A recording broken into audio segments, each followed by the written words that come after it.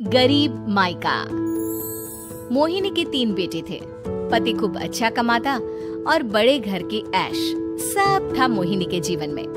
लेकिन एक चीज जो नहीं थी वो थी सुकून। मेरी बहन और मेरा भाई दोनों गरीब, लेकिन मैं मेरे पास तो नोट की बरसात है। तभी मोहिनी की बहन बीना उसके दरवाजे आ जाती है। अरे मोहिनी, कैसी है? मेरे घर में ना सिलेंडर खत्म हो गया है। तेरे पास तो इतने पैसे हैं, भरवा देना मेरा सिलेंडर। पैसे जैसे ही आ जाएंगे मैं दे दूंगी। तभी मोहिनी का पति राकेश आ जाता है। क्या है बिना, ये अपने घर की परेशानी हम लोगों के घर ना गाया करो। तुम्हारी बहन को तुम लोगों पर तरस आ जाता है और वो पैसे देने लग जाती है। मुझे ये बिल्कुल पसंद नहीं है। ओ जीजा जी, नहीं, मैं तो वो बस अच्छा मैं चलती हूँ। बीना वहाँ से चली जाती है। उसके जाने के बाद अच्छा किया जो आपने सुना दिया। अरे न जाने क्या सोचकर मेरे घर आ जाती है कि जैसे यहाँ तो भंडारा भरा है। अरे कितना तो दे दिया। अच्छा जी, जरा 1000 तो देना। वो बिन्नी दीदी है ना, उनके घर जा रही हूँ। उनका पोता हुआ है तो मुंह दिखाई दे दूंगी। हाँ, उन लोगों के आगे तो शॉप किया करो। वो खुद को बड़ा अमीर शो करते हैं ना, दिखा दे कि तू भी किसी से कम नहीं है। हाँ जी, इसी के लिए तो जा रही हूँ। मोहिनी तैयार होकर अपनी बुआ की बेटी के घर जाती है, जहाँ उसके पोते का कार्यक्रम चल रहा होता है। वहाँ बीना भी आई होती है। अरे बीना, क्या जरूरत थी यहाँ आने की? तेरे घर पर गैस नहीं है तो वो भरा लेती। क्या करूँ मोहिनी, बुआ को बुरा लग जाता नहीं जाती तो। वैसे मेरे पास एक जोड़ा बच्चे का कपड़ा रखा था, वही अपनी चांदी के पायल के साथ देने जा रही हूँ। घर पर गैस थी नहीं, सोचा परिवार यहीं खाना खा लेगा, बाकी सुबह का सुबह देखा जाएगा। मोहिनी को बहन पर दया आ जाती है।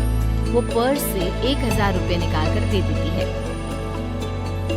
ले बिना, लेकिन पैसे वापस कर देना, तेरे जीजा जी हिसाब लेते हैं।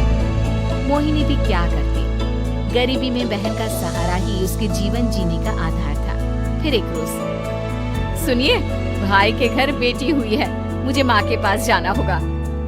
अरे उस घर में ना कूलर है ना एसी, कैसे रहोगी तुम? हाँ, वही सोच रही हूँ कि अकेली जाऊं, बच्चों को साथ ना ले जाऊं। चली जाओ, लेकिन ये जो तुम अपने गरीब परिवार से मिलने चली जाती हो ना, मुझे बिल्कुल अच्छा नहीं लगता। पता नहीं मैं भी कैसे मैनेज करती हूँ, लेकिन क्या करूँ।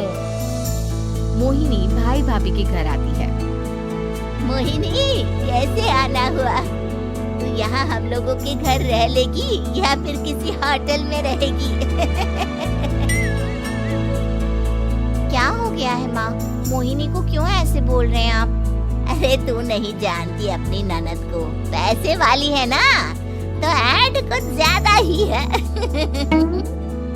मोहिनी को माँ की बात का बुरा नहीं लगता है, क्योंकि उसे पता ही नहीं चलता कि माँ उसे जली कटी सुना रही है। वो भाभी की बच्ची के साथ लेन देन करती है और वहाँ से चली जाती है। उसके जाने के बाद, माँ, क्यों आप मोहिनी को इतनी सारी बातें सुनाती हो? भाई का बेटा बोल पड़ता है। माँ, क्योंकि दादी जानती है कि बुआ के अंदर घमंड है। सही बोल रहा है मोहन। बहू भले तुझे ना दिखता हो, लेकिन मुझे और मोहन को दिखता है कि वो कितनी घमंडी है। मोहिनी मायके आती है, जहाँ गरीबी के कारण चीजें कम होती है। इस मोहन के बच्चे को काम पर लगा दो ना, किसी दुकान या किसी होटल में। बर्तन धो लिया करेगा, कम से कम 4 पैसे और आएंगे घर में। देख मोहिनी, माना तेरे पास पैसा है, लेकिन तेरे भाई के दिन इतने भी बुरे नहीं चल रहे कि वो अपने बच्चे की पढ़ाई रुकवा कर उससे बर्तन धुलवाए। मोहन माँ की ओर देखता है, जैसे आंखों से बोल रहा हो, देख लिया बुआ का हाल। हाँ मोहिनी, बात तो सही है, लेकिन अभी मोहन को पढ़ना है। आखिर तुम भी तो अपने दोनों बेटों को पढ़ा रही हो ना। मेरे बेटों से कैसे कंपेयर कर सकती हैं आप? अरे वो तो कलेक्टर बनेंगे। हाँ, कल को वो मोहन को नौकरी में रख लेंगे, क्यों? मोहिनी कुछ दिन और रहकर चली जाती है। धीरे धीरे दिन बीतता है। मोहन बड़ा होता है और कड़ी मेहनत से सफल भी हो जाता है। मोहिनी, माँ के जाने के बाद तो तुमने भाई भाभी के घर जाना छोड़ ही दिया, क्यों? वो क्या है ना, उन लोगों का घर छोटा है, मेरे बच्चे जाना ही नहीं चाहते। पर तुझे क्यों अचानक मायके की बात याद आ गई? यार मेरा तो मायका है, भाई भाभी है, मेरा तो आना जाना लगा ही रहता है। हाँ, क्योंकि तुझे आदत है ना ऐसे छोटे से घर में और कम पैसे में रहने की। वैसे क्या खबर है आजकल मायके की अपने? अब वो घर छोटा और कम पैसे का नहीं रहा, क्योंकि मोहन तो बहुत बड़ा आदमी बन गया है। फिर क्या? मोहिनी भाभी को फोन करती है। मोहन किसी बड़ी कंपनी का मैनेजर हो गया है क्या भाभी? क्या ये सच है? हाँ मोहिनी दीदी, अब तो हम लोगों के गरीबी के दिन कट गए। आपके भाई ने कोई अच्छे कर्म किए होंगे, जो हम लोगों का बेटा इतना अच्छा कमा रहा है। देख लो भाभी, पहले भी आपने कई गलतियां की थी, आप थोड़ा संभल कर चलना। भाभी को मोहिनी की बात समझ में नहीं आती कि वो क्या कहना चाहती है। फिर एक दिन बीना मोहिनी से कहती है, मोहिनी, हमारा भतीजा मोहन अच्छा कमा रहा है, क्यों ना मैं अपने बेटे की नौकरी के लिए उससे बात करूं? अरे बुआ का बेटा है, ये सोचकर मदद तो करेगा ना? हाँ हाँ, क्यों नहीं करेगा, उसके बुरे दिन में तो हम भी खड़े थे। मोहन को वीना फोन करती है और अपने बेटे की मदद करने की बात करती है। हाँ हाँ बुआ, क्यों नहीं, आप सिद्धार्थ को भेज दें, मैं अपनी ही कंपनी में उसकी नौकरी करवा देता हूँ। दिन बीतते हैं, अब वीना के हालात भी अच्छे हो जाते हैं।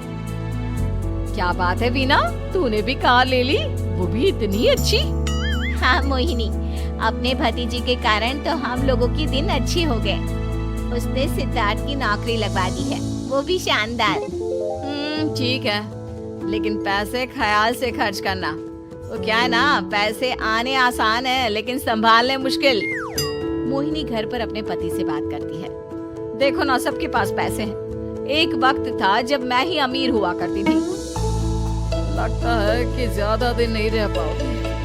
मेरी नौकरी को कुछ साल ही बचे हैं और तुम्हारे दोनों लड़के निकम्मे हैं। उन लोगों को बोलो ना कि नौकरी करे। तभी वहाँ मोहिनी के बेटे भी आ जाते हैं। अरे हमें क्या मोहन समझा है, जो दिन रात गधे की तरह काम करते रहे? खैर, दिन फिरते हैं और मोहिनी के पति की नौकरी भी खत्म हो जाती है। मोहिनी क्या करे, थोड़े से पैसे में गुजारा नहीं हो रहा है। तो क्या करे, मेरी समझ में कुछ नहीं आ रहा। मोहन को बोलो ना कि वो इन दोनों के लिए नौकरी देखे, जैसे सिद्धार्थ के लिए नौकरी देखी है। मोहिनी क्या कहती, उसे अपने वो दिन याद आ जाते हैं जब उसने भाभी से मोहन को नौकर बनने की सलाह दी थी। क्या हो गया, क्या सोच रही हो मोहिनी? यही कि वक्त कभी भी किसी का भी पलट सकता है। ऊपर वाले से डर कर रहना चाहिए।